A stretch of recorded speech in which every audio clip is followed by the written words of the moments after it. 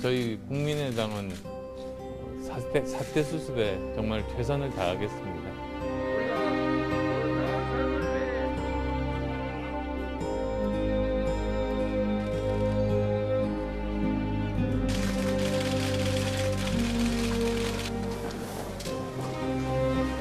안에서 안희정이랑 어떤 이야기 나누셨을까요?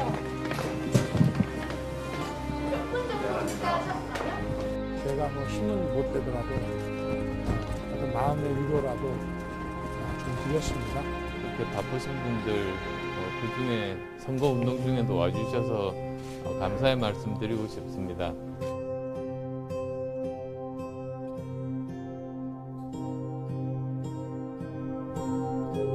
혹시 여러분들께서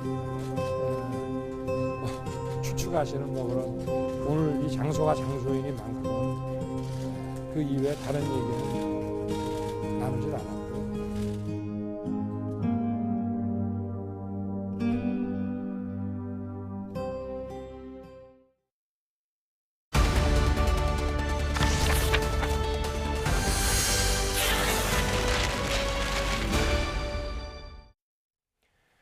네, 공식 선거운동 사흘째인 오늘 여야 후보들 오늘은 서울과 경기를 집중 공략하면서 유권자들의 소중한 한 표에 호소하고 있습니다. 현 대선 상황 최재성 전 청와대 정무수석과 이야기 나눠보겠습니다. 안녕하세요. 안녕하세요. 네, 안녕하세요. 저희가 최재성 수석님과 나경원 전 의원님 이렇게 번갈아 가면서 그 여권 움직임, 야권 움직임 듣고 있는데 오늘은 또 수석님과 함께 여권의 움직임을 집중적으로 들어보겠습니다. 먼저 최근 여론의 흐름을 한번 좀 짚어봐야 될 것 같아요. 민주당 내부에서는 어떻게 보고 계십니까? 여론조사 결과를 보면 이재명 후보와 윤석열 후보 오차 범위 내에서 접전을 벌이는 것도 있고 또 일부 여론조사 결과에서는 오차 범위 밖에 그 격차가 난 것도 있더라고요. 어떻게 보십니까, 전반적으로? 굉장히 과거의 이제 사례에 비추어 보면 이번 대통령 선거조사, 특히 최근 조사는 조금 패턴을 깨는 것 같습니다. 네. 그 이유는 잘 모르겠고요. 우선 뭐 아시다시피 자동응답 방식의 ARS 조사는 야권 후보 윤석열 후보에게 유리하다는 것이 뭐 추세적으로 네. 또 결과로서 입증이 됐고, 전화 면접 방식은 또 이재명 후보에게 유리하다. 이런 것이 이제 통설이고 또 추세적으로 입증이 된 건데요. 그런데 최근 조사는 가령 한길리서치에서 조사한 거는 그 ARS가 80%거든요. 그런데 거기는 0.5% 차이의 초박빙으로 나왔습니다. 네. 여기까지는 지난 한 주 동안 이재명 후보는 꾸준히 좀 상승하는 그런 거고, 윤석열 후보는 조금 상승한 것도 있고 하락한 것도 있고, 이게 전반적인 추세였는데 오늘 나온 조사는 그게 오차범주 밖으로 또 윤석열 후보가 앞서고 있는 걸로 나왔는데요. 네. 그거는 또 이재명 후보가 유리하다는 전화 면접 방식이거든요. 네. 그래서 같은 동일한 시기의 조사가 오히려 여야 후보가 유리한 곳에서 오히려 불리하게 나오는, 그래서 진단은 아주 이 초박빙으로 그렇게 진단을 하고 있습니다만, 오늘 전화면접 조사가 오차범주 밖으로 윤석열 후보가 앞서고 있는 거로 나오는 거는 조금 해석이 잘 안 되는 측면이 있습니다. 네, 지금 말씀하신 게 저희가 그래픽이 준비가 되어 있는 것 같은데 그 그래픽을 다시 한번 좀 크게 좀 띄워주시겠습니까? MBS 여론조사 결과를 말씀을 하시는 것 같은데, 네, 지금 이 결과를 두고 지금 말씀을 하시는 거죠, 수석님? MBS 조사요. 네. 근데 이게 제가 지금 관련 그 여론조사 심의위원회 홈페이지 들어가서 보니까 말씀하신 대로 무선 전화 면접 100%로 이루어진 조사이더라고요. 그런데 수석님께서 말씀하신 거는 그동안에 그 ARS 조사에서 상대적으로 윤석열 후보가 강한 모습을 보였고, 전화 면접 조사, 사람이 직접 물어보는 조사에서는 이재명 후보가 상대적으로 강한 모습을 보였었는데, 지금 이 조사만 놓고 봤을 때는 해석하기가 좀 어렵다, 이런 말씀이신 거네요. 그렇습니다. 오늘 조사가 MBS 조사가 전화 면접 네. 방식이고 안심번호로 했거든요. 네.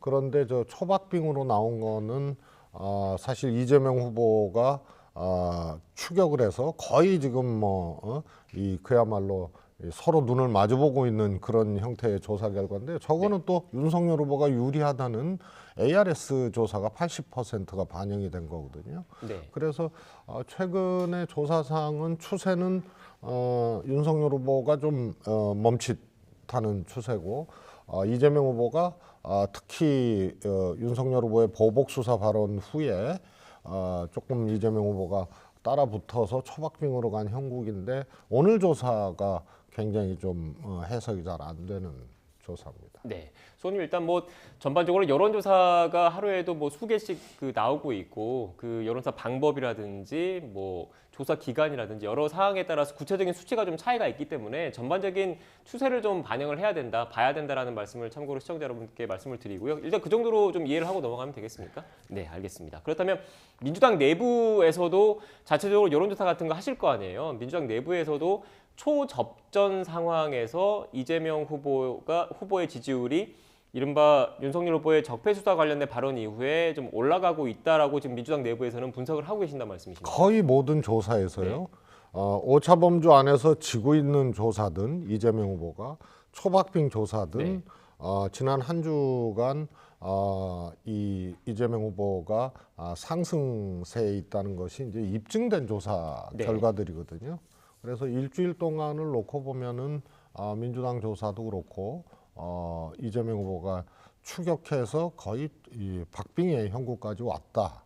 이렇게 진단을 하고 있습니다. 네, 알겠습니다. 또 반면에 그 국민의힘 이 자리에 없어서 국민의힘 쪽 입장에서는 그렇게 생각을 할 것 같습니다. 그 이른바 적폐 수사 관련된 발언 이후에 뭐 그 이재명 후보 쪽으로 지지층이 결집하는 현상도 있겠지만 반대로 윤석열 후보 쪽으로도 지지층이 결집하는 현상이 나타날 수 있다. 이렇게 또 분석을 할 수 있다는 점을 참고로 말씀을 좀 드려야 될 것 같고요. 그렇습니다. 네. 제가 말씀을 이미 소위 적폐 수사 발언 이후에 네. 드렸지만 저것은 정치적으로 유력한 대통령 후보가 이 보복 수사를 예고하는 것은 과거에도 없었고 단지 그렇게 문제 있는 것으로 봐줘야 된다. 그것을 유불리로 또 야당에서 얘기하는 것처럼 뭐 대통령이 선거 개입하고 있다. 이재명 후보에게 대통령의 개입이 유리하다. 이렇게만 볼 수 없었다고 제가 말씀드린 이유가 반대로 또 야당 지지자들의 이제 결집 이것을 더 높일 수 있는 그런 계기도 되거든요. 네, 수원님 그런데 그 최근 이제 민주당 의원님들이나 저희 이 프로그램에 나오시는 분들도 주로 말씀하시는 게 윤석열 후보가 정치 보복 수사를 예고했다 이렇게 말씀을 하시던데요. 반대로 국민의힘 쪽 그리고 윤석열 후보 측에서는 정치 보복이라는 말을 한 적이 없다.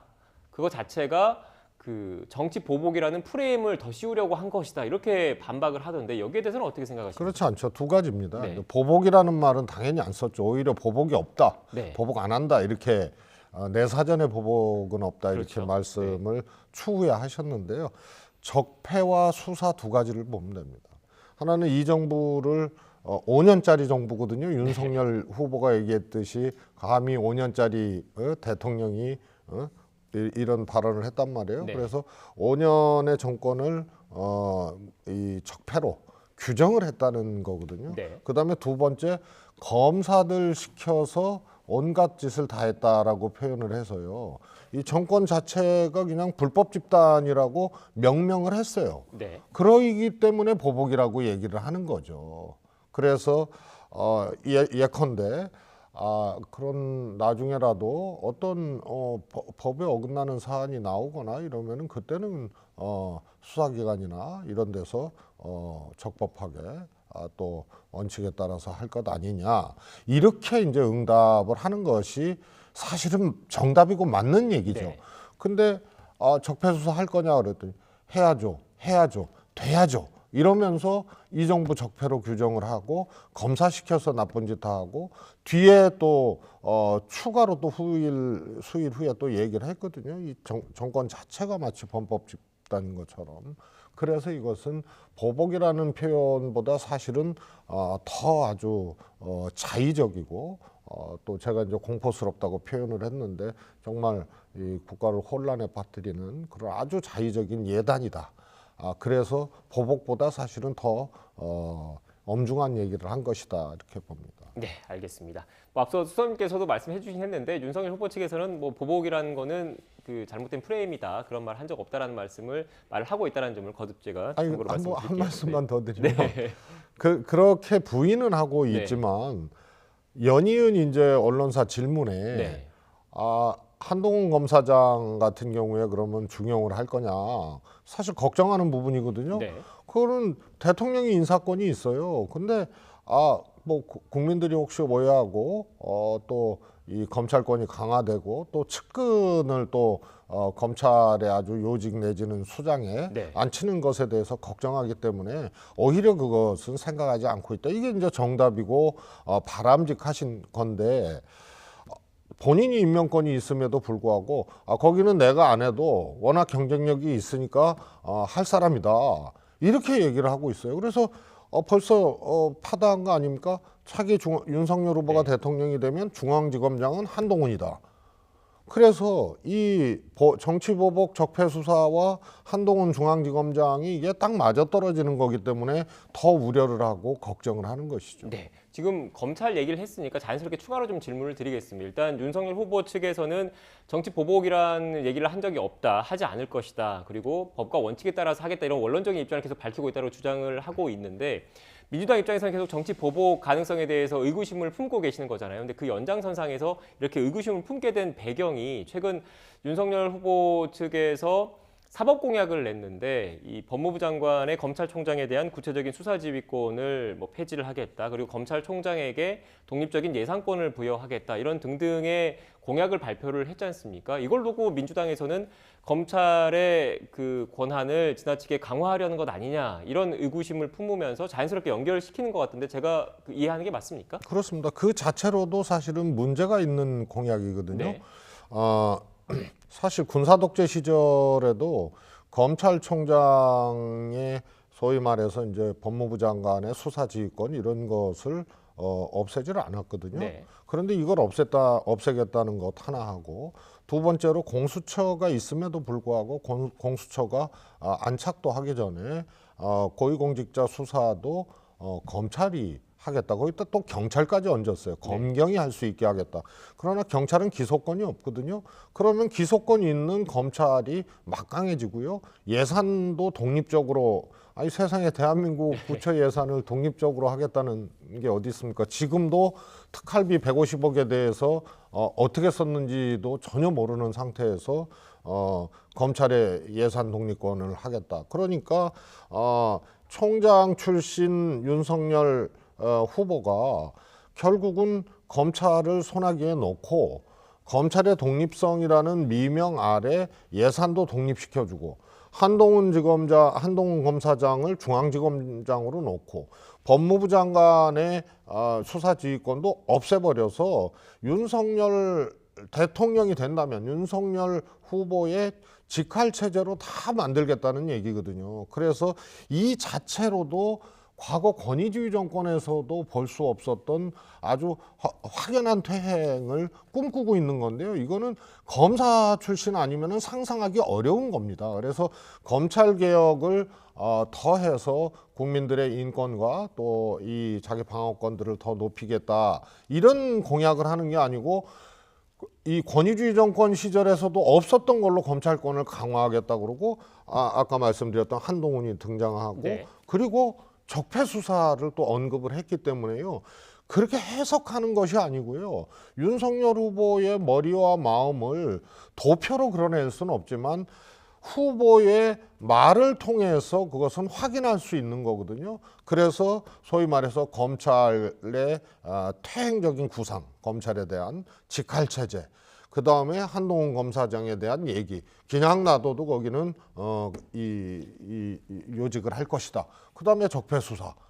이것이 딱 동일 시기에 딱 맞아떨어지는 거기 때문에요. 이미 오만해졌고 당선될 수 있다고 생각을 하고 벌써 그 일단을 과감하게 드러낸 거라고 봅니다. 네, 반면에 국민의힘 측에서는 그렇게 얘기를 좀 하고 있는 것 같아요. 그러니까 법무부 장관 자체는 어떻게 보면 정무직 공무원, 정치인이기 때문에 오히려 윤석열 후보가 내놓은 이런 사법 공약 자체가 검찰의 정치적인 독립성 그리고 중립성을 담보하기 위한 조치이다. 이렇게 반론을 펴고 있다는 점을 참고로 좀 말씀을 드리고 주제를 좀 바꿔보겠습니다.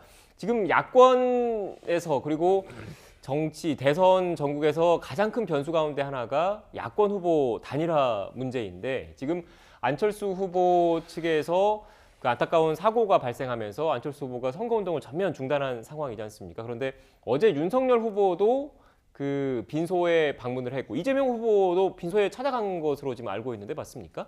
네네, 네. 그렇습니다. 일단 뭐 그 두 사람 모두 그곳에서 뭐 장소가 장소인 만큼 뭐 정치적인 대화는 오가지 않았다 이런 식으로 좀 얘기를 하고 있는데 의미가 또 남다르지 않을까라고 해석을 하시는 분들도 계시던데요. 어떻게 보십니까? 내용적으로 무슨 얘기가 오갈 수 있는 자리는 아닌 네. 것 같고요. 그것이 뭐 공개된 자리고 또 공이 두 후보 다 안철수 후보하고 20분간 만났거든요. 그래서 그거는 보통 이제 문상을 간다 그러죠. 네. 조문을 할 경우에 그 정도 시간은 뭐 일반인들도 그렇게 하는 거고요. 얘기가 오갈 수 있는 상황은 아니었습니다. 다만 제가 보기에는 안철수 후보가 지금 모든 유세나 활동을 중단을 잠정적으로 한 거 아닙니까? 네. 그런데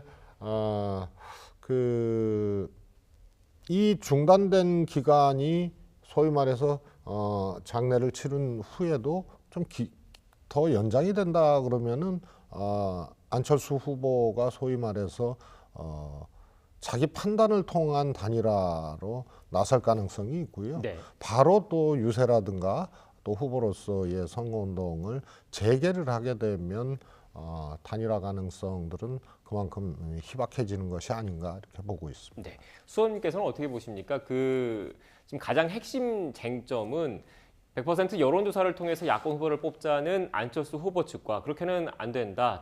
후보 간의 담판을 통해서 매듭을 지어야 된다라는 윤석열 후보 측의 입장이 팽팽하게 맞서고 있는 거지 않습니까? 접점을 찾을 수 있을 거로 보십니까? 이미 이제 여론조사를 통한 안철수 후보가 제안한 단일화는 윤석열 후보 측에서 그거는 거절을 뭐 명확히 한 네. 거고요. 그건 뭐 반복적으로 한 거고요. 그러면은 이제 정치적 단일화만 남은 거거든요. 그게 뭐 단판이 됐던 뭐 그야말로 무릎 꿇고 들어가던 정치적 단일화인데요. 요것이 구태적이라는 거예요. 그래서 이 인위적인 단일화, 소위 말해서 결단이라고 말은 하지만 사실은 인위적인 이 단일화에 대해서 저는 바람직하지 않다고 보는데요. 요거 하나 남았는데 여기서 무엇을 주고받을 수 있는 것인가 이게 사실은 맞득치가 않거든요. 네. 그래서 아마 결심을 통한 단일화 이런 것이 이제 쉽지 않다고 보는데요. 안철수 후보가 또 단일화 방식을 놓고 뭐 조사 방식을 또 달리하자 이런 협상은 사실은 더 하기 어려운 상황이에요. 네. 또 더 하지도 않겠다고 했고요. 마지막 제안이라 처음이자 마지막 제안이라고 했고요. 그래서 이 정치적 단일화만 남은 건데요. 그거는 뭐 어떻게 될지 모르겠습니다만 이번 그 소위 말해서 운동원 사망 사건에 따른 선거운동 중단 기간이 연장이 되면 되는 경우와 그러지 않고 다시 선거운동을 재개하는 경우로 나눠서 좀 판단을 할 수 있는 정도 아닌가 싶습니다. 네. 일각에서는 그런 얘기를 하시는 분들도 계시더라고요. 민주당 입장에서는 야권 단일화가 되는 게 아니라 야권이 분열된 상태에서 선거를 치르는 게 최상의 시나리오이기 때문에 특히 뭐 1987년 직선제 개헌 이후에 치러진 선거에서 노태우 전 대통령이 야권 분열을 통해서 당선이 됐다. 그 덕을 톡톡히 봤다. 이런 얘기를 하신 분들 많잖아요. 그거를 어떻게 보면 민주당 쪽에서는 야권 분열을 노리고 있다. 그리고 최근 그 민주당에서 공동정부, 통합정부, 공동과 통합이라는 메시지를 계속 내는 게 야권 단일화를 좀 어떻게 보면 그 제대로 성사되지 않게 하기 위한 정치적인 전략이 담긴 것 아니냐 이렇게 분석하시는 분들도 계시던데 어떻게 생각하십니까? 그런데요. 네. 사실은 과거에 노태우 전 대통령이 당시에 당선됐을 때는 야권이 분열됐었거든요. 네. 소위 말해서 김영삼 후보와 김대중 그렇죠. 후보로. 근데 이 득표율들이 상당했죠. 네. 그리고 비슷비슷했습니다. 그래서 2위가 이제 김영삼 후보, 3위가 이제 김대중 후보인데 네. 차이가 얼마 안 났고요. 1등하고도 차이도 두 후보가 합산하면 1등을 넘어섰어요. 그렇죠. 노태우 후보를. 네. 그런데 이번 경우에는 제3 후보라고 할 수 있는 안철수 후보의 소위 말해서 지지율이 1, 2등 후보하고 상당한 격차가 뭐 한 5배에서 6배 정도 나기 때문에 그거하고 이제 비견하기는 좀 어려울 것이다. 그래서 저는 개인적으로 인위적 단일화의 폐해에 대해서 국민들이 알기 때문에 점수가 높지 않을 것이다. 하나가 있고, 이번에는 단일화가 성사돼도 계륵 단일화 같은 거다. 실질적인 효과가, 기분은 좋은데 네. 실질적인 효과를 얼마만큼 거둘 수 있는 것인가에 대해서는 저는 뭐 과거의 단일화 효과에 비견해서 하는 것은 조금 허망할 수도 있다, 이렇게 생각을 합니다. 그래서 안 하자니 그렇고 네. 해도 실효성이 충분히 담보되지 못하기 때문에 일종의 계륵 단일화다, 이렇게 보고 있습니다. 네, 알겠습니다. 일단 야권 단일화 문제가 어떻게 또 진행될지 좀 더 지켜봐야 될 것 같고요. 또 남은 대선 전국에서 중요한 변수 가운데 하나가 그 후보들을 둘러싼 여러 의혹들이지 않을까 싶습니다. 그런데 오늘 국민의힘이 이재명 후보를 향해서 이런 의혹을 제기했습니다. 관련된 녹취가 준비되어 있는데 녹취를 듣고 오겠습니다. 몇 가지 퍼즐들 좀 맞춰보면 이상한 사실이 의문으로 생깁니다. 2020년 8월부터 경기주택도시공사가 이 후보 자택 바로 옆집을 전세 계약한 사실이 드러났는데, 언론 보도에 따르면 2021년 3월 그곳 사용의 용도에 관해 허위 문서를 꾸몄다는 취지의 블라인드 글이 올라왔고, 4월에는 내부 시스템의 합숙소 문제에 대한 내부 감사 요청 글이 올라온 일도 있었다고 합니다. 또 같은 해 8월에는 GH 경기주택도시공사 사장이 이재명 지사의 대선 공약을 만들도록 직원들에게 지시했다는 블라인드 글도 올라왔다고 합니다. 이런 조각들을 맞춰보면 GH 합숙소를 2020년 8월 이 후보 자택 옆으로 옮겨서 사장이 불법적으로 사용하면서 이 후보 공약 준비 등 대선 준비를 한 것이 아닌가는 합리적 의심을 하지 않을 수가 없습니다. 네, 수석님, 김기현 원내대표 얘기를 들었는데 핵심은 결국 어제 한 그 언론 보도 내용을 지금 언급을 했습니다. 경기주택도시공사 직원들의 합숙소가 이재명 후보 분당 자택 옆집이었다, 이런 보도를 언급을 하면서 관련된 의혹들을 좀 제기를 했는데, 여기에 대해서는 어떻게 생각하십니까? 우선요. 네, 지금 뭐 그 소위 말해서 비공개 선거 운동을 거기서 한 것 아니냐, 네. 이런 이제 의혹을 제기를 하는데요. 상식적으로 후보자가 네, 불법 내지는 비공개 선거 운동을 하려면 자기 옆집에다가 그걸 차립니까? 그것도 일반인도 아니고 경기도 산하 도시공사의 직원들로 하여금 불법 선거 운동을 하게끔 그걸 아지트로 삼는다는 거는 누구라도 그건 납득이 안 되잖아요. 어떻게 이재명 후보 자택 옆에다가 불법적인 장소를 마련합니까? 두 번째로 이미 언론이 취재를 했잖아요. 거기 살고 있는 분들. 그래서 도시공사의 대리급 2명, 주택공사의 대리급 2명하고 평사원 2명이 거기에 거주하고 있다는 것을 취재해서 보도가 됐어요. 그래서 이거는 뭐 상상이라고 하기에는 너무 악의적인 좀 공세다, 이렇게 보고 있고요. 그 다음에 경기도 이 주택공사가 유사한 것이 100곳 정도가 된다는 거예요. 그래서 일이 있고 혹은 현장이 있고 업무가 있는 곳에 이런 숙소들을 이제 합숙소들을 마련을 하는데요.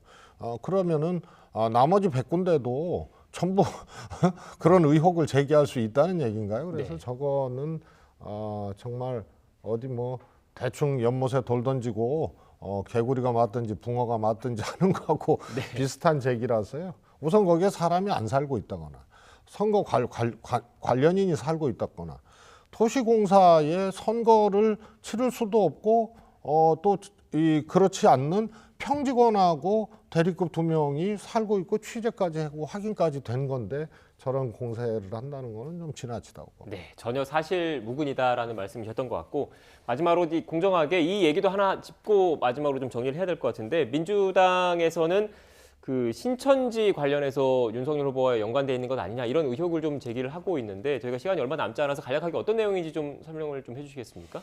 우선 그 건진법사라고 하는 네. 그 사람이 아주 깊숙이 개입을 했다는 것은 하여튼 여러 군데 네. 등장하는데 단순히 등장하는 게 아니고 깊숙이 개입하거든요.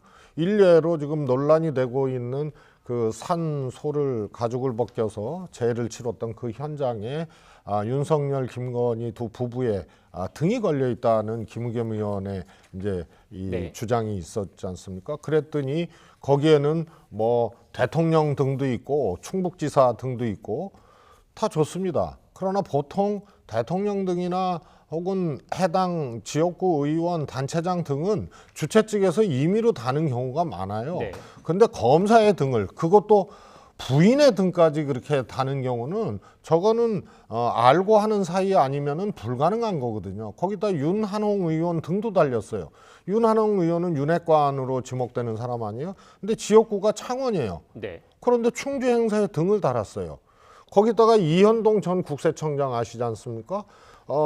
당시 이명박 국정원에서 DJ 불법 조사를 지시해서 같은 건수로 원세훈은 9년, 네. 이현동은 윤석열 검사가 분리기소해서 무 혐의가 나왔거든요. 여기서도 현장에서 금일봉을 전달을 해요. 그래서 요게 이 건진법사와 연관된 요 딱 그 그림이거든요. 그래서 국민의힘 항변이 해명이 사실은 저거는 너무 가당치가 않은 겁니다. 정치인들 지역구 의원은 그런 경우가 있는데 검사와 검사의 부인과 저기 창원의 국회의원 윤핵관과 그다음에 이현동 전 국세청장 건진법사로 엮여진 사람들을 현장에서 하는 것과는 완전히 다른 것이죠. 네, 알겠습니다. 일단 뭐 관련해서 국민의힘 쪽에서는 또 전혀 연관이 없다, 사실 무근이다, 지나친 정치 공세다라고 그 반박을 하고 있다는 점을 참고로 말씀을 드리고요. 시간이 다 돼서 오늘 최재성 전 청와대 정무성님과 이야기는 여기서 마무리를 지어야 될 것 같습니다. 오늘 말씀 고맙습니다. 감사합니다.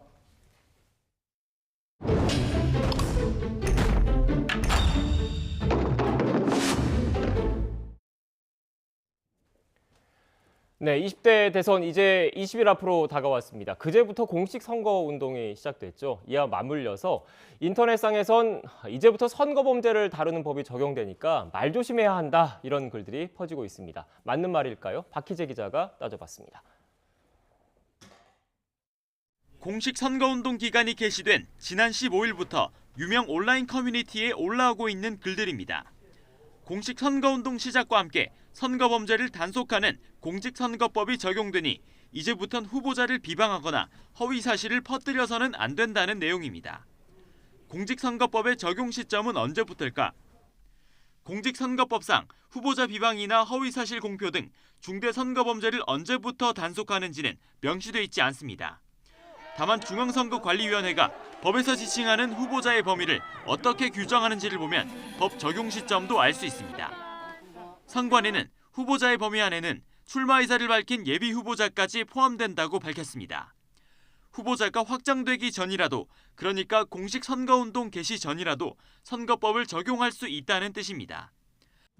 실제로 지난 20대 총선 때만 해도 예비 후보자를 상대로 SNS에 비방글을 올렸다가 벌금형이 선고된 사례가 있습니다. 선거 기간 전 혹은 예비 후보자 등록 시점 전이라도 당선 또는 낙선을 목적으로 출마 예정자나 그의 배우자, 가족 등을 대상으로 공연히 사실을 적시하여 비방하는 경우 후보자 비방죄에 해당이 될 수 있습니다. 중대 선거범죄를 처벌하는 공직선거법이 공식 선거운동 개시 시점부터 적용된다는 주장, 명백한 거짓입니다. YTN 박희재입니다. 더불어민주당 이재명 대선 후보가 광화문에서 유세에 나서며 이번 대선의 최대 승부처인 서울에서 집중 유세를 펼치고 있습니다. 국민의힘 윤석열 대선 후보도 수도권 유세에 나서 성남을 찾아서 대장동 의혹에 대한 공세 수위를 높일 것으로 보입니다. 대선이 20일 앞으로 다가온 가운데 여론조사기관 4곳의 조사 결과 더불어민주당 이재명 후보의 지지율은 31%, 국민의힘 윤석열 후보는 40%로 윤 후보가 9%포인트 앞서는 것으로 나타났습니다. 경북 영덕 산불이 이틀째 확산하는 가운데 산림당국이 헬기 40대와 2,200여 명의 인력을 투입해 진화 작업을 벌이고 있습니다. 이번 산불은 농업용 반사필름이 전신주에 닿으면서 시작된 것으로 추정됩니다.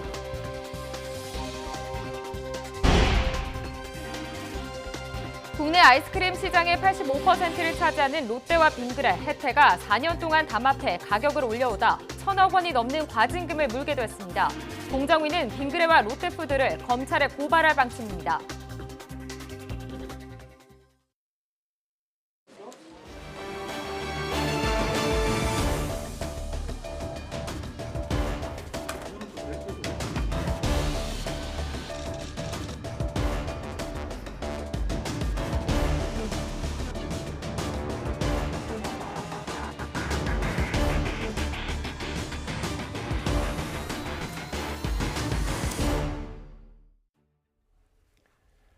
네, 코로나19 신규 확진자는 이틀째 9만 명대로 또 역대 최다를 기록했습니다. 오늘 0시 기준 신규 환자는 93,135명으로 전날보다 2,700명 가까이 늘었습니다.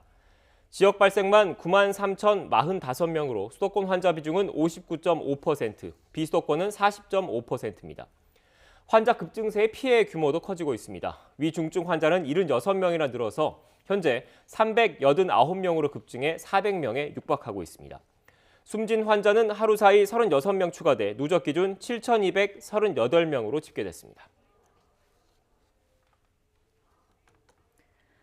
코로나19 신규 확진자 규모가 10만 명에 근접하면서 재택치료를 받는 환자도 30만 명을 넘겼습니다. 오늘 0시 기준 재택치료 대상자는 31만 4,565명으로 하루 만에 4만 8,525명 폭증했습니다. 전체 확진자 수가 급증하면서 병상 가동률도 조금씩 올라 30%대에 가까워졌습니다. 어제 오후 5시 기준 전국의 중환자 병상 가동률은 28.5%로 전날보다 1.5%포인트 올랐습니다. 수도권 중환자 전담 병상 가동률은 전날보다 1.5%포인트 높은 28%로 집계됐습니다. 오미크론 변이 대유행으로 코로나19 확진자가 급증하는 가운데 유행 규모가 다음 달 중순 확진자 27만 명 수준에서 정점을 찍을 것이라는 전망이 나왔습니다. 국가수리과학연구소에서 코로나19 확산 예측을 연구하는 심은하 숭실대 수학과 교수는 오늘 한 라디오 인터뷰에서 코로나19 유행의 정점에 대해서 3월 중반이 될 것이라고 예상했습니다. 네, 미국 내 코로나19 확진자가 크게 줄면서 미 질병통제예방센터가 이르면 다음 주 마스크 착용 등 방역 지침을 완화할 것으로 전해졌습니다. 앤서니 파우치 미국 국립알레르기 전염병 연구소 소장은 지금 미국은 조금씩 정상화의 길로 나갈 때라고 말했습니다. 이동원 기자의 보도입니다. 미 질병통제예방센터 CDC는 현지 시각 16일 마스크 착용 등 코로나19 방역 지침의 개정을 준비하고 있음을 내비쳤습니다. I know that everyone is anxious to move beyond this pandemic, and some of the ways we have had to change the way we live over the last 2 years. 이 같은 변화는 최근 미국의 코로나19 확진자가 크게 줄고 있는 데 따른 것입니다. 2주 전 45만 명이었던 하루 확진자가 지난 월요일엔 15만 명까지 떨어졌습니다. 입원 환자 수도 한 달 전 최고를 기록했던 것에 비해 45%가 줄었습니다. 여기에 뉴욕주를 비롯해 뉴저지, 캘리포니아 등 비교적 엄격한 방역 수칙을 시행해오던 주 정부들도 최근 잇따라 마스크 의무화 해제 등 방역 규제 완화 조치를 내놓고 있습니다. 앤서니 파우치 소장 또한 중국과 같은 엄격한 방역 조치가 해답일 수 없고 조금씩 정상적인 생활로 되돌아가야 한다며 방역 규제 완화에 힘을 실었습니다. But they just really need to somehow get their life back. You don't want to be reckless and throw everything aside, but you got to start inching towards that. CDC는 과학과 데이터에 기초해 방역 완화를 결정할 것이라며 입원 환자 수 추이가 중요한 변수가 될 것이라고 강조했습니다. 하지만 백악관 또한 다음 달 1일 바이든 대통령의 국정연설 전에 방역 규제 완화가 이루어지기를 희망하고 있어 이르면 다음 주 마스크 착용 해제 등의 조치가 나올 것으로 보입니다. YTN 이동원입니다.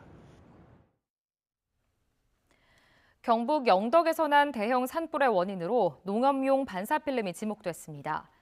경북 영덕군은 이번 산불은 바람에 날린 농업용 반사필름이 전신주에 닿으면서 불꽃이 발생해 시작된 걸로 추정하고 있습니다.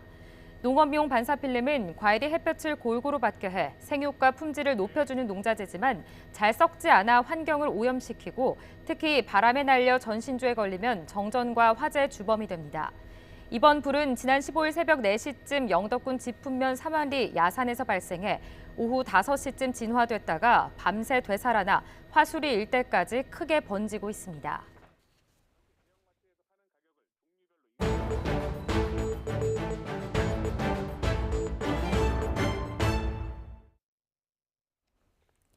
네, 올해 심한 겨울 가뭄이 이어지면서 산불 발생 건수가 예년보다 2배 이상 급증하고 있습니다. 이런 산불로 인한 피해를 줄이려면 어떻게 해야 할까요? 취재 기자 연결해 알아보겠습니다. 김진두 기자. 네, 김진두입니다. 네, 경북 영덕 산불 상황부터 알아보죠. 현재 진화가 완료됐습니까? 네, 아직 주불이 완전히 잡히진 않았습니다. 하지만 진화율은 오후 12시 25분 기준 80%를 기록했습니다. 산림당국은 오후 3시를 전후해서 진화가 될 수 있도록 최선을 다하고 있다고 밝혔습니다. 밤사이가 이번 영덕 산불의 고비였는데요. 진화 인력이 투입돼서 산불 확산을 우선 막았고 일주일 이후부터 헬기 40대와 인력 2,276명이 투입돼서 불을 잡고 있습니다. 네, 올겨울 산불이 심상치가 않습니다. 예년보다 산불이 많이 발생하고 있죠? 네, 그렇습니다. 우선 겨울 가뭄이 심각합니다. 강수량이 예년의 30% 정도에 머물고 있는데요. 특히 수도권과 영남, 영동 지방이 바짝 메말라 있는 모습입니다. 올해 1월부터 어제까지 발생한 산불 횟수는 148건으로 예년의 2배를 넘었습니다. 3월 강우량도 예년보다 적을 것으로 보이는 만큼 대형 산불 우려가 그 어느 해보다도 큰 상황입니다. 네, 그렇다면 산불이 발생했을 때 인명이나 재산 피해를 줄이려면 어떻게 해야 할까요? 네, 우선 산을 오르는 사람은 대피로와 도로와 인접한 하산길을 미리 확인하는 것이 가장 중요합니다. 대피로와 도로는 나무나 풀이 틔워져 있는 상태이기 때문에 가장 빨리 안전지도로 이동할 수 있는 통로가 됩니다. 만일 전면에서 산불이 다가오면 연기와 불길의 방향을 우선 잘 살펴야 됩니다. 그래서 불길의 주 이동 방향에서 벗어나서 바람을 등지고 최대한 빨리 대피하는 것이 좋습니다. 이번 영덕 산불로 주민 대피령이 내려졌지요. 대피하기 전에는 문과 창문을 우선 닫고 집 주변에 물을 충분히 뿌려놓는 게 좋습니다. 또 가스통이나 기름통, 장작 등은 미리 치워 넣어야 피해를 줄일 수 있습니다. 지금까지 YTN 김민우입니다. 네, 국내 아이스크림 시장의 85%를 차지하는 롯데와 빙그레, 혜태가 4년 동안 서로 짜고 가격을 올려오다 1,000억 원이 넘는 과징금을 물게 됐습니다. 소비자 불신을 없앤다면서 이들이 추진한 아이스크림 가격 정찰제도 값을 올려보려는 담합의 결과였던 것으로 드러났습니다. 취재기자 연결하겠습니다. 권남기 기자. 네, 경제부입니다. 네, 롯데, 빙그레, 혜태 이름만 들어도 알 수 있는 유명 아이스크림 업체들인데 이들 업체가 모두 적발됐습니다. 만든 회사가 달라도 아이스크림 가격이 거의 비슷한데 다 이유가 있었네요. 네, 그렇습니다. 롯데제과와 빙그레, 혜태 등 국내 아이스크림 시장의 85%를 차지하는 유명 업체들이 서로 짜고 가격을 올리다 공정거래위원회에 적발됐습니다. 가격 담합은 지난 2016년부터 4년 동안 이뤄지다 공정위가 현장 조사에 착수한 뒤에야 중단됐습니다. 이들 업체는 월드콘이나 브라보콘 같은 개별 아이스크림 값을 올리는가 하면 전체 대형마트에서 파는 가격을 종류별로 인상했습니다. 나중에 마트에서 파는 모든 유형의 아이스크림 판매 가격을 한꺼번에 최대 20%씩 올리기도 했습니다. 지난 2018년 업체들은 파는 곳마다 가격 차이가 커 생기는 소비자들의 불신을 없앤다며 아이스크림 가격 정찰제를 도입했는데 이 역시 서로 짜고 값을 올리려는 꼼수였던 것으로 드러났습니다. 또 서로 협의해 편의점 등에 납품하는 가격을 올리거나 2+1과 같은 할인 행사 품목을 줄이기도 했습니다.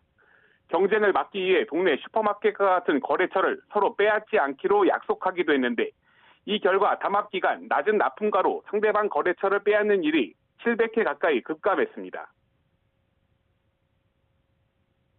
경쟁사가 거래 중인 소매점에 낮은 납품 가격, 즉 높은 지원율을 제시하여 자신을 거래처로 전환시키면 그 사업자는 자신의 기존 소매점을 경쟁사에게 제공하기도 하였습니다.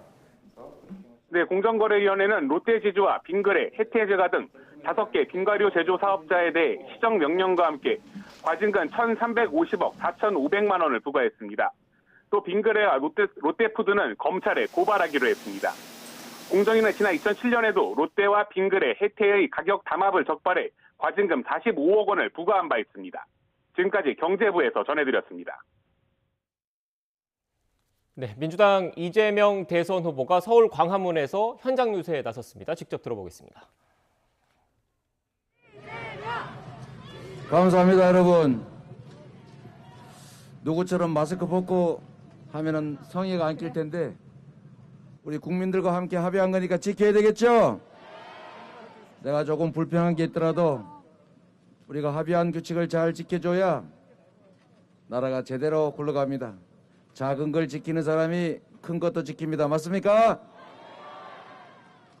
성의가 끼어서 모양이 좀 안 좋긴 하지만 이렇게 추운 자리에 앉아가지고 고생하는 분들에 비하면 아무것도 아니죠? 저는 정치인은 그래야 된다고 봅니다. 여러분, 제가 이 자리에서 이 방향으로 이 마이크를 들고 말씀을 드리려다 보니까 갑자기 생각나는 장면이 있습니다. 2016년 10월 29일 토요일 촛불 시위가 본격적으로 시작된 첫 집회, 그때 제가 이 자리에서 여러분과 함께 말씀을 나눴습니다. 1938일이 지났다고 합니다. 반갑습니다, 여러분. 여러분, 우리는 더 나은 세상을 위해서 비선 실세가 국정을 농단하는 그런 비정상을 극복하기 위해서 이 자리에서 촛불을 들었고 전 세계에 내놓아도 유례가 없는, 세계사적으로 유례가 없는 완벽한 무혈혁명을 이뤄냈습니다. 그게 바로 우리 대한민국 국민 아닙니까, 여러분? 그래서 그 구태와 그 비정상과 그 비민주성을 극복하고 진정한 민주공화국으로 우리가 한 발 더 다가왔습니다. 그렇죠? 이번 3월 8일은 아니 3월 9일은 이 변화의 역사를, 이 도도한 국민들의 열망이 계속 이어질 수 있어야 합니다. 그게 우리 국민이 원하는 바이고 우리 정치가 해야 될 일이고 우리 국가가 나아가야 될 길입니다. 동의하십니까? 국민들은 언제나 더 나은 삶을 바랍니다. 정치는 국민을 대리해서 하는 국민의 일입니다. 정치는 그래서 오로지 국가의 발전과 국민들의 더 나은 삶과 국민들의 어려움을 덜어주는 데 집중해야 합니다. 그 권력을 사적 이익을 도모하고 내 식구를 봐주고 그리고 정치 보복하고 남의 흠 찾아내서 과거를 뒤지는 그런 일에 소모해서는 안 됩니다. 오로지 미래로 가야 하고 국민의 민생을 챙겨야 하고 경제를 살려야 하고 국민의 고통을 덜어주는 것이어야 합니다, 여러분.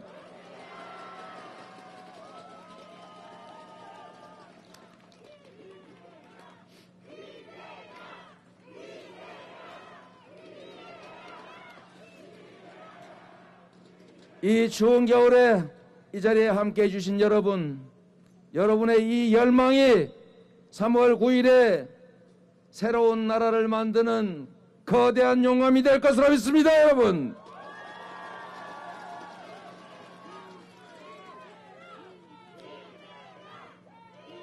여러분, 솔직히 춥지요? 춥지 않습니까? 그러나 여러분, 이 추위보다 더 큰 위기가 우리를 휩싸고 있습니다. 코로나 위기가 커지는 남북관계, 우리의 선택을 강요하는 미중 패권 경쟁, 기후에너지 위기, 디지털 전환이라고 하는 이 거대한 변화 속에 우리 국민들 불안합니다. 우리의 미래도 불안합니다.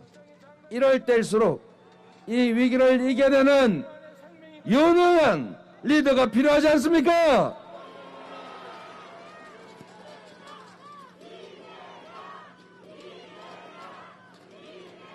여러분, 이런 말이 있습니다. 뭘 알아야 면장도 하지, 뭘 알아야 국정을 할 것 아닙니까, 여러분? 국정이 장난입니까? 5,200만의 생명이 걸려 있습니다. 이 한반도의 운명이 걸려 있습니다. 이 운명을 결정할 사람이 바로 리더이고 대통령입니다.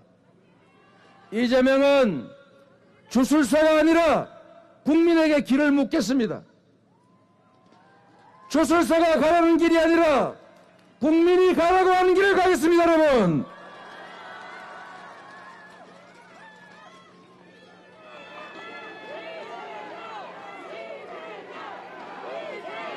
반드시 이 위기를 견뎌내고 이겨낼 뿐만 아니라 위기를 기회로 만들어서 제가 지금껏 살아왔던 이력처럼 반드시 새로운 기회로 만들겠습니다, 여러분.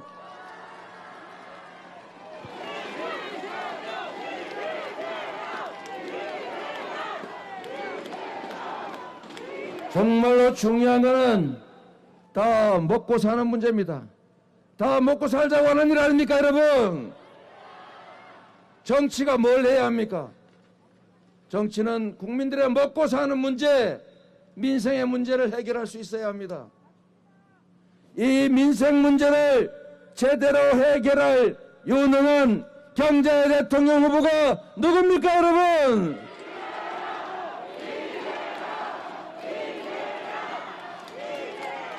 한 번만 해주세요.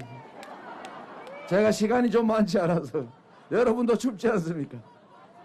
여러분, 누구나 약속합니다. 누구나 쉽게 말합니다. 그러나 실천하는 사람은, 행하는 사람은 많지 않습니다. 특히 정치에선 그렇습니다. 그래서 네, 지금까지 서울 광화문에서 진행되고 있는 민주당 이재명 대선 후보의 현장 유세 장면 생중계로 전해드렸습니다. 정치는 국민들의 더 나은 삶을 위해서 집중해야 한다면서 남의 흠을 찾아내 정치 보복하는 일에 소모해서는 안 된다 등의 발언이 있었습니다. 보다 자세한 내용은 이어지는 뉴스에서 다시 정리해드리겠습니다.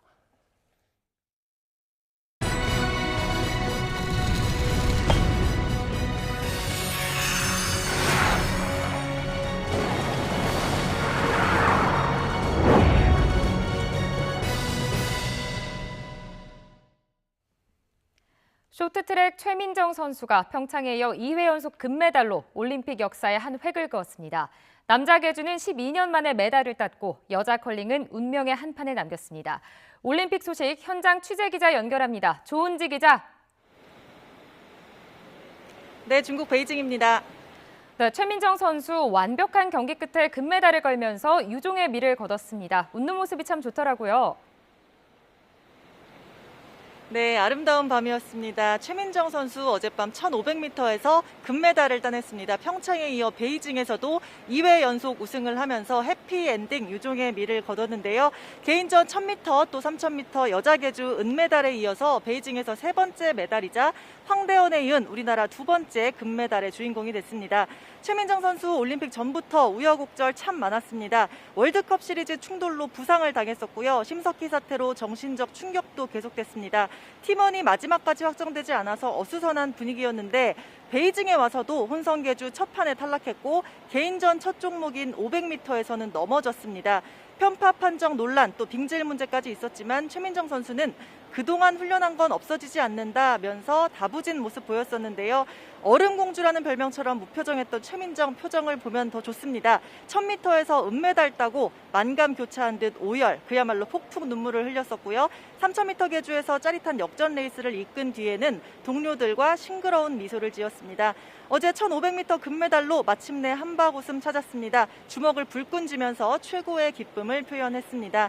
최민정 선수는 정말 좋아서 믿기지가 않는다. 애국가를 울릴 수 있게 돼서 뿌듯하다 말했고요.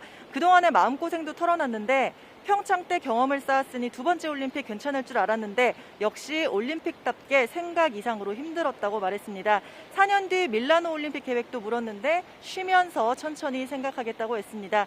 최민정 선수 이미 역사입니다. 평창 2관왕에 이어서 베이징에서도 메달 3개를 추가하면서 쇼트트랙 전희경, 이호석, 박승희, 또 스피드스케이팅 이승훈과 동계올림픽 최다 메달 공동 1위에 올랐습니다.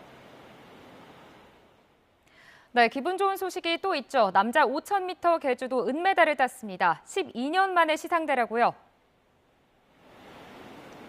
네, 2010년 밴쿠버 올림픽 이후 12년 만에 시상대에 올랐습니다. 캐나다의 은 2위로 멤버 5명이 모두 메달을 걸었는데요.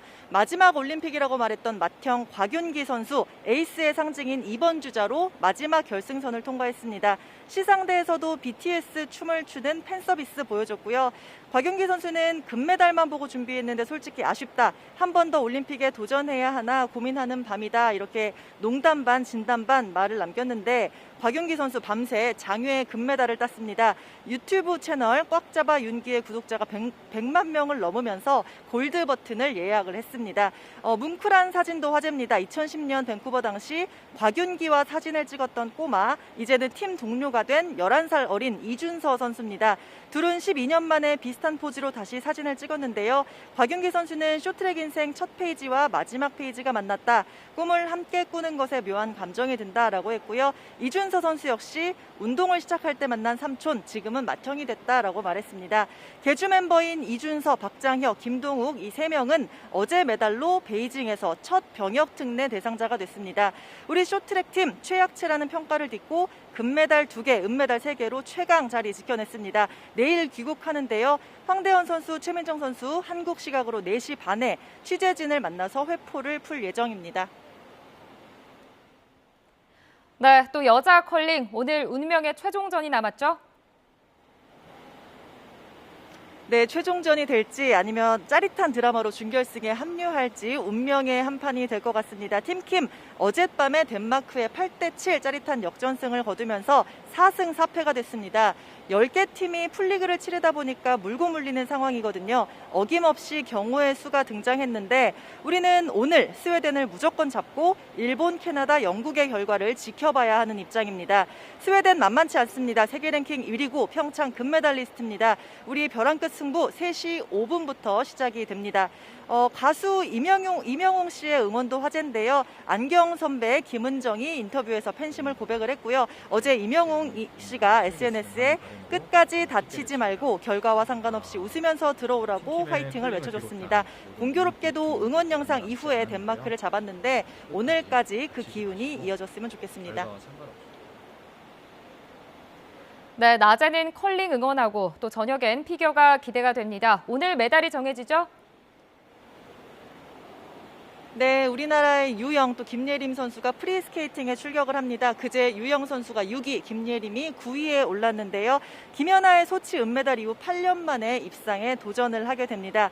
피겨 신동 유영 선수 7년간 갈고 닦은 고난도 점프, 트리플 악셀, 오늘 프리스케이팅에서도 도전하겠다고 선언했는데요. 쇼트에서는 점수가 많이 깎인 절반의 성공이었는데 오늘 모험은 어찌 될지 기대가 큽니다. 쇼트 프로그램 1위는 도핑 논란이 불거진 러시아의 요정 발리에바였죠. 소변 샘플에서 나온 금지 약물 성분, 심장약 마시는 할아버지와 같은 물컵을 썼다 이렇게 반박을 했는데 전문가들은 샘플이 오염됐다고 인정된 기존의 것들과 비교해 200배가량 많은 양이다, 터무니없는 주장이다 이렇게 일축을 했습니다. 전 세계 동료 선수들의 눈총 속에 오늘 경기에 나서는데요.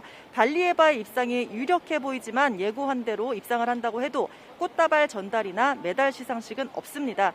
향후 후속 처리가 어떻게 될지 후폭풍 계속될 걸로 보이고요. 올림픽 출전 나이를 조금 높이자 이런 논의까지 확대되는 분위기입니다. 지금까지 중국 베이징에서 YTN 조은지입니다. 국정감사 증인 출석을 무마해주는 대가로 딸의 KT 정규직 채용을 청탁한 혐의로 기소된 김성태 전 미래통합당 의원의 유죄가 확정됐습니다. 대법원은 오늘 뇌물수수 혐의로 재판에 넘겨진 김 전 의원에게 징역 1년에 집행유예 2년을 선고한 원심을 확정했습니다. 재판부는 원심 판결에 뇌물수수죄의 성립 요건 등에 관한 법리를 오해해서 판결에 영향을 미친 잘못이 없다고 판단했습니다. 강원랜드의 영향력을 행사해 채용을 청탁한 혐의로 재판에 넘겨진 권성동 국민의힘 의원에게 무죄가 확정됐습니다. 대법원은 오늘 업무방해와 제3자 뇌물수수, 직권남용 혐의로 기소된 권 의원에게 무죄를 선고한 원심을 확정했습니다. 재판부는 원심 판단에 업무방해죄 성립과 제3자 뇌물수수죄 부정한 청탁, 대가관계 등에 대한 법리를 오해한 잘못이 없다고 판단했습니다. 국방부는 북한 미사일 방어의 핵심 임무를 수행하는 공군 방공유도탄 사령부가 오는 4월 공군 미사일 방어 사령부로 확대 개편된다고 밝혔습니다. 국방부는 탄도탄 조기경보 레이더 추가 도입과 천궁2 등 주요 전력 증강과 병행해서 조직 개편을 추진하게 됐다면서 이같이 설명했습니다. 이어 확대 개편되는 공군 미사일 방어 사령부는 공중 위협을 감시하고 미사일을 다층으로 방어하는 임무를 수행하게 될 것이라고 덧붙였습니다. 이번 명칭 개편은 공격 위주의 육군 미사일 사령부에 이어서 방어를 담당하는 방공유도탄 사령부의 전력을 높여 고도화된 북한의 미사일 능력에 대응하기 위한 것으로 분석됩니다. 코로나19 때문에 응급 환자들이 제때 치료를 받지 못하는 일이 반복되고 있습니다. 최근 강원도 춘천에서도 생후 6개월 아기가 열이 난다는 이유로 진료를 거부당했는데요. 부모는 상태가 나빠진 아기를 안고 병원을 찾아 떠돌아야 했습니다. 홍성욱 기자입니다. 지난해 8월 눈에 넣어도 아프지 않을 딸을 출산한 27살 오정민 씨 부부. 최근 남편 직장에 있는 강원도 춘천에 머물던 중 아기가 황달 증상을 보여 동네 병원을 찾았습니다. 급성 간염이 의심돼 피검사와 입원 치료가 필요하다는 소견서를 받고 곧바로 대학병원으로 달려갔습니다. 접수 뒤 올라간 2층 소아과. 증상을 설명하며 열이 난다고 말했지만 간호사로부터 돌아온 답은 돌아가라는 말이었습니다. 동네 소아과 가서 여기 큰 병원 가라고 해서 왔어요 라고 했는데 이제 열이 있어요? 그럼 저희는 이제 안 된다고 하시는 거예요. 진료가 가능한 다른 병원이나 응급실이라도 가게 해달라고 애원했지만 마찬가지였습니다. 다른 병원 그럼 어딜 가야 되나요? 그러면 소아과 선생님 있는 응급실 좀 알아봐 주시면 안 돼요? 이렇게 말을 하게 되죠. 말을 했더니 그건 본인이 알아보셔야죠. 본인이 전화하세요. 결국 아이를 안고 1시간 넘게 걸려 다른 대학병원을 찾아갔습니다. 체온을 잰 뒤 긴급 PCR 검사와 피검사 등이 동시에 진행됐습니다. 코로나 검사는 음성. 하지만 아기 상태는 더 나빠진 뒤였고 서울에 있는 더 큰 병원을 찾아가야 했습니다. 진료를 거부한 병원 측은 아이가 열이 난다는 말에 호흡기 전담병원 지침에 따라 진료를 할 수 없다는 것을 설명했다고 밝혔습니다. 이어 아기 부모가 병원을 찾은 시간이 접수가 마감된 시간이었다고 덧붙였습니다. 하지만 당시 병원비 결제 시간을 토대로 취재진이 재차 확인을 요구하자 말을 바꿨습니다. 교수님을 착각하셔서 잘못 보셨대요. 접수가 29분에 접수된 건 확인했는데 어차피 접수가 됐어도 발열 때문에 외래 진료는 불가능한 상태로 갔다고 했습니다. 아이 부모가 가장 속상한 것, 발열 확인도 없이 소견서조차 봐주지 않는 의료진 모습이었습니다. 격리하고 피만 뽑아서 어떤 건지 알아볼 수도 있잖아요. 왜 그냥 무작정 안 된다고 하고 제가 말걸복걸해도 절대 그냥 병원 지침이라 안 된다고만 하고 왜 의사한테 그런 소견서나 정말 잠깐이라도 그런 상태를. 서울 대형병원으로 옮겨진 아기는 아버지 간 이식 수술을 받았습니다. 하지만 회복할 수 있을지는 더 지켜봐야 합니다. 저는 아이에 대해서 골든타임을 놓쳤다는 말을 쓰기가 너무 싫어요. 내가 좀만 더 빨리 그런 생각을 하게 되거든요. 코로나19 발생 후 지난해 8월까지 전국에서 3,000명에 달하는 환자가 열이 난다는 이유로 한 차례 이상 진료를 거부당했습니다. YTN 홍서욱입니다. 우회전 차량으로 인한 보행자 사망 사고 가운데 보행자가 건널목을 지나다 사고가 난 사례가 가장 많은 것으로 나타났습니다. 경찰청과 도로교통공단은 지난 2018년부터 3년 동안의 통계를 보면 우회전 차량에 치여 사망한 보행자가 212명, 부상자는 13,150명이라고 밝혔습니다. 이 가운데 도로를 건너다 사망한 사람이 126명으로 59%를 차지했고 특히 건널목을 지나다 숨진 경우가 94명이었습니다. 그 밖에 차도를 걷거나 승하차 혹은 도로 위 작업 등을 하다가 변을 당한 사례는 35%였습니다. 회사 돈 245억 원을 빼돌려서 유용한 혐의를 받는 계양전기 직원 김모 씨가 경찰에 체포됐습니다. 서울 수서경찰서는 어젯밤 9시 20분쯤 김 씨를 본인 거주지인 오피스텔에서 긴급 체포해 조사하고 있다고 밝혔습니다. 김 씨는 회사 장부를 조작하고 은행 잔액증명서에 맞춰서 재무제표를 꾸미는 수법으로 지난 2016년부터 6년 동안 회사 돈 245억 원을 횡령한 혐의를 받고 있습니다. 김 씨가 횡령한 돈은 계양전기 자기자본 1,926억 원의 12.7%에 해당하는 규모입니다. 김 씨는 횡령한 돈을 주식과 가상화폐 투자, 도박 등에 탕진했다고 회사 측에 진술한 것으로 전해졌습니다. 면허 없이 환자에게 대리 수술을 한 혐의로 재판에 넘겨진 인천 척추병원 공동병원장 3명이 징역형을 선고받았습니다. 인천지방법원은 보건범죄단속법 위반 혐의 등으로 기소된 공동병원장 3명에게 징역 1년 6개월에서 2년, 벌금 500만 원에서 700만 원을 선고했습니다. 함께 범행에 가담한 행정직원 3명과 의사 2명에게는 징역 1년 6개월에서 1년 9개월을 선고한 뒤 형의 집행을 2년 유예하고 벌금 300만 원에서 800만 원을 선고했습니다. 경기 북부경찰청 마약범죄수사대는 필로폰을 유통하거나 투약한 혐의로 40대 태국인 A씨 등 외국인 38명을 입건하고 이 가운데 19명을 구속했습니다. 이들은 지난해 2019년 1월부터 최근까지 3년 동안 해외에서 필로폰을 몰래 들여와 유통하거나 투약한 혐의를 받고 있습니다. 경찰은 이들이 필로폰을 들여온 경로와 해외 공급책이 누구인지도 수사하고 있습니다. 경북 상주에서 아프리카 돼지열병 ASF에 걸린 야생 멧돼지가 또 발견됐습니다. 경상북도는 지난 8일 상주에서 지역 최초로 ASF 감염 멧돼지를 발견한 데 이어 어제 같은 지역에서 발견된 멧돼지 3마리에서 ASF 바이러스가 검출됐다고 밝혔습니다. 지금까지 경북에서 발견된 ASF 감염 멧돼지는 모두 20마리에 달하지만 아직 양돈 농가에서는 감염 사례가 없습니다.